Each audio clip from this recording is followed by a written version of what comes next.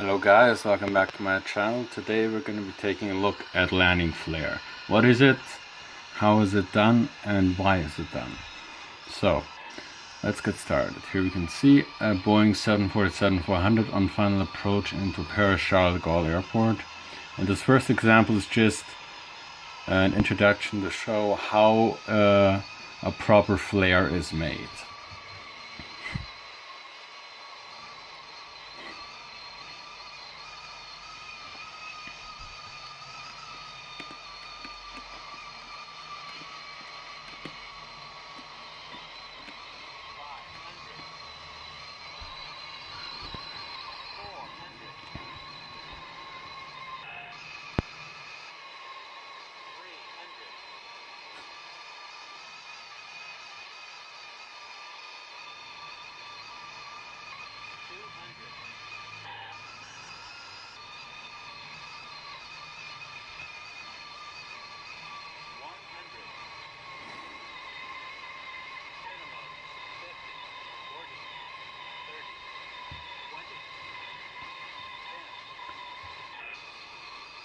Okay, there we see it.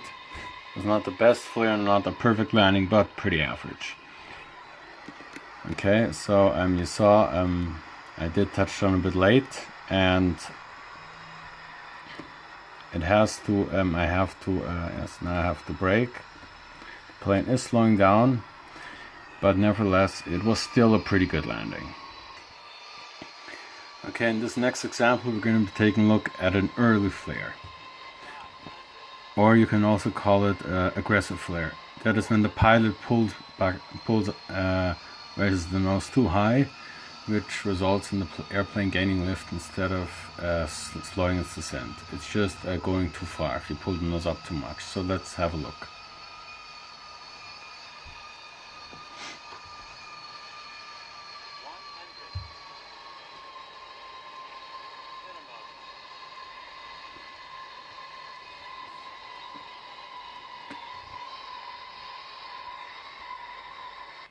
So as you saw, the pilot, he raised the nose too high.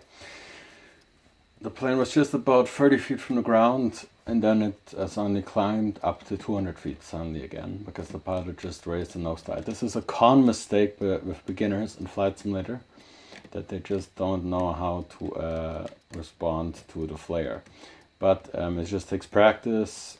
Takes time, just continue to do it. I also took a while to learn it. It took me a while too to learn it, how it works. Constant flaring, engine thrust to idle then, and lifting those just above a few degrees, 2 to 3 degrees. 5 degrees in max, and also very nice and slowly to about 2 degrees per second and not 5 degrees per second, because this pilot, he flared too high, which led the plane to gain altitude again. And as you can see, 200 feet, the plane was then 200 feet above the ground, which means to avoid a crash, the pilot most likely had to go around and do the approach again. So just as a reminder, just always when you're landing, just flare slowly and only slightly, not too extreme. It takes time to learn, and it will take a bit of time for you to learn, but with time you'll get to know how it works. This next example, we're going to take a look at a late flare. This occurs if the pilot flares too late. This can result in the plane bouncing into the air, or most likely making a hard landing. So let's take a look at this.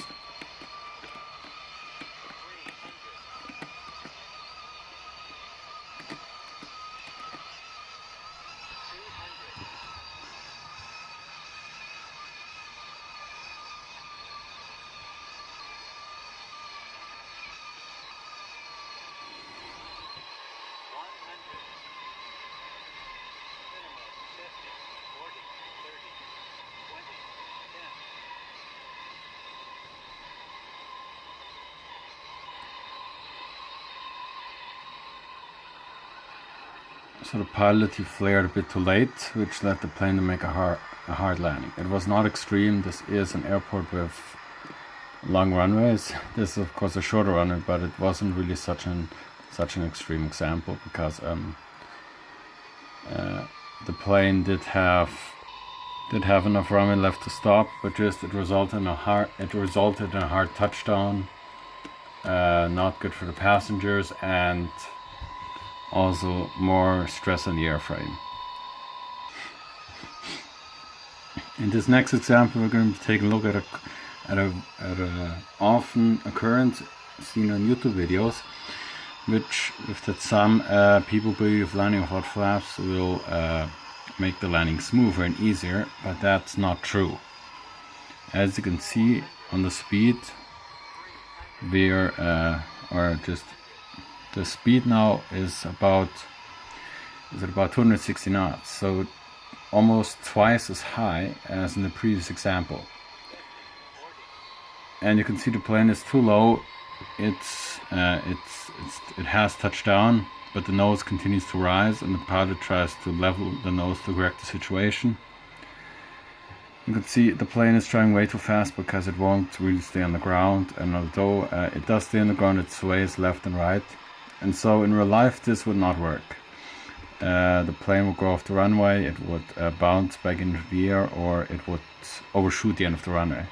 And as you see here, it's taking us really forever to stop. This runway is 4 kilometers long. That's 2.5 miles, and we've just about used the whole runway to stop. And in the earlier example, we used this shorter runway here, and we were allowed to stop here with some room to spare. As you can see, landing on a short runway with no flaps is going to lead to runway overrun. So it's not. So next example, now we're going to be taking a look at the CRJ 700, as you can see here, this plane here. And this is just to remind regional jets or planes with engines at the tail, at the back of the fuselage, you also should just flare a bit. You don't have to flare 10 or 20 degrees. Like for example, this here, this is not necessary. It's flying at 10 degrees. It's required actually just flare at 3 or 4 or 5 degrees, just a bit. It doesn't bring much, and it can also result in the nose hitting the runway, so try to avoid the situation. So this is the same aircraft again, CRJ 700. This is just a comparison of how the flare is supposed to be done. 200.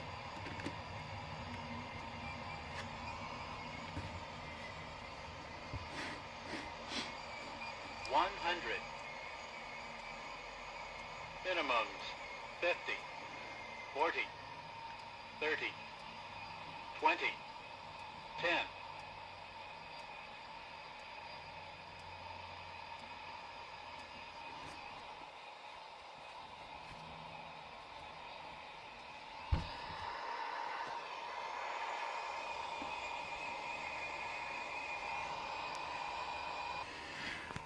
In this next example, we're going to take a look at a prop landing. The flare is pretty much the same, however it's performed, it's a bit different. It's still, it's only performed slightly and not as much as by airliners like earlier showed. In this clip, the plane is approaching the runway. Just before landing, the pilot flares too early, which results in the plane gaining altitude again. And the plane loses airspeed, almost in the danger of stalling, starts to fall towards the ground. The pilot realizes his mistake, applies max power, and goes around.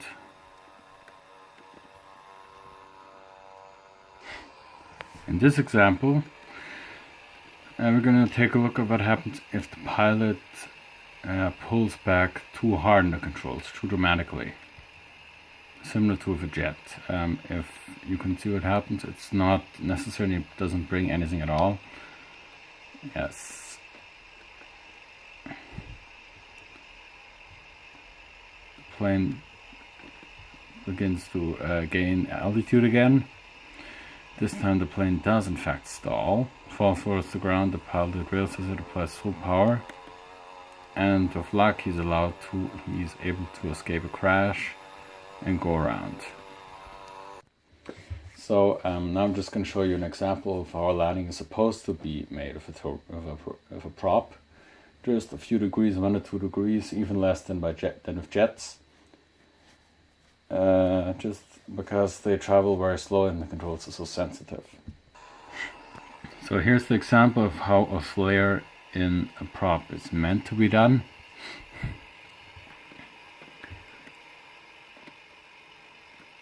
Just a slight pull to lift the nose a few degrees and pull power back to idle.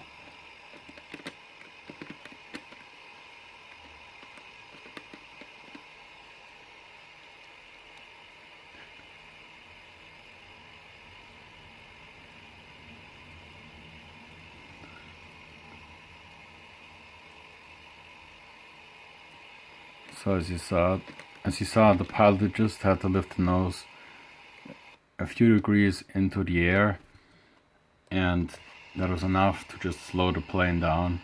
I did flare a bit early, but never mind. Plane still lands safely, so you just have to flare and just pull the nose up a few degrees, and that's it.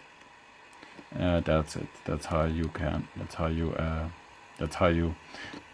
flare a prop. Also takes practice, different than jets, but with time you get used to doing it.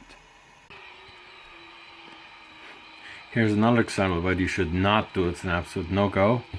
Is flaring on approach. That's a very bad idea because it doesn't bring anything, and flaring should anyway be used when the plane is near the runway. As you can see, speed is dropping and the plane is stalling and falling out of the sky. This often results in a crash because it's you don't have much time to correct this. And yes, you don't have much time to correct the situation, and there's very little you can do. So you most likely just gonna crash, and yes, you're just gonna end up crashing and not being able to land because you flared on approach. So flaring on approach is a bad idea. So try to avoid that. In this example, we're now taking a look at the opposite compared to the earlier example from before this one. In this situation, the aircraft is coming in too fast. And by the way, this plane here is a Boeing 767-300 from Euro-Atlantic. I'll put all the plane links in the description below. This plane is coming in too fast, and now you're going to see as the pilot attempts to flare, it's just going to gain altitude again. He pushes the nose down again, the pilot, the plane bounces, and then again touches down, and a third time, and in the end the plane goes pretty much off the runway. So let's have a look at how this goes. Minimum 50, 40.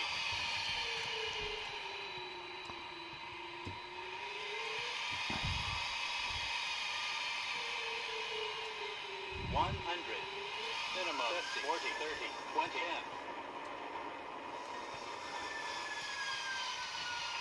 Don't think. 40, 30, 20, 10.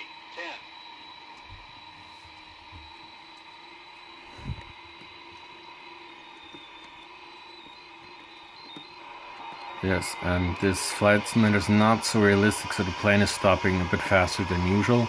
In real life it would take a bit longer to stop. The pilot is lucky because he's able to stop the plane before it hits the airport fence or the antennas there, but still would be lots of repairs.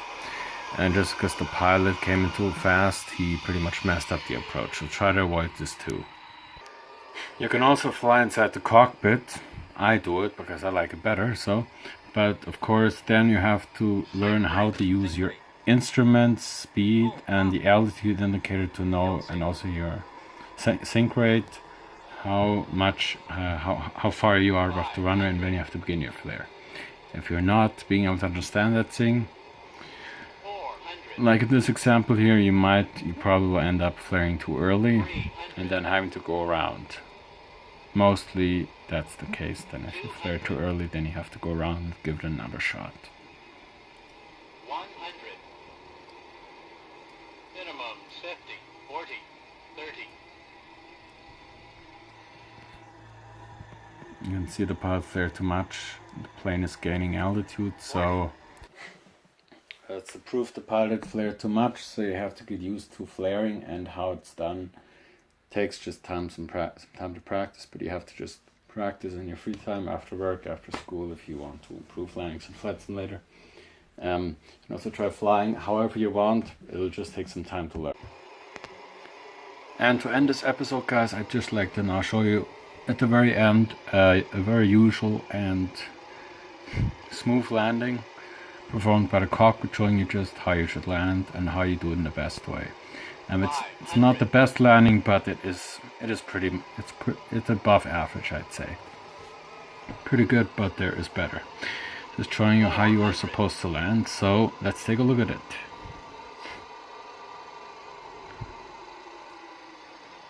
Don't sink. 300.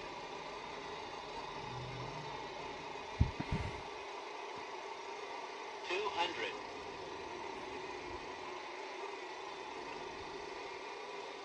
100. Minimums 50, 40, 30, 20, 10.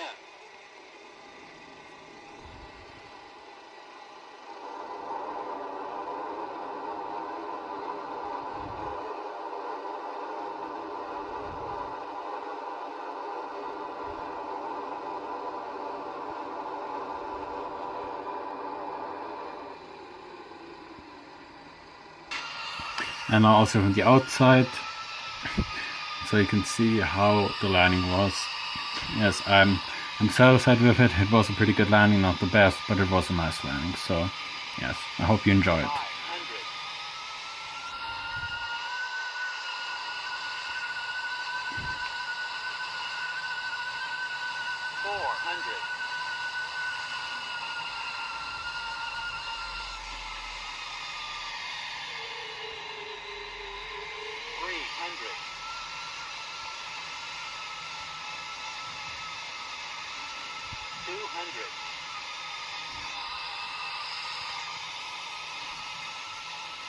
100.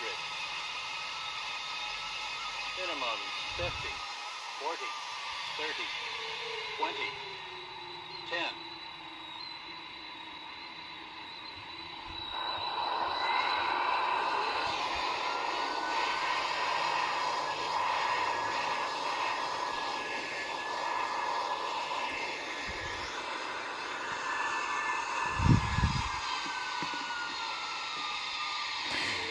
Yes, guys, that's it. I hope you liked this episode. If you did, please press a like. I hope that I could give you guys more tips how to improve landings and make better flares. And like said before, flaring is just lifting the nose a few degrees up, 2 to 3 degrees. 4 and max. It takes time, but after a while you get the hang of it. It becomes a bit easier.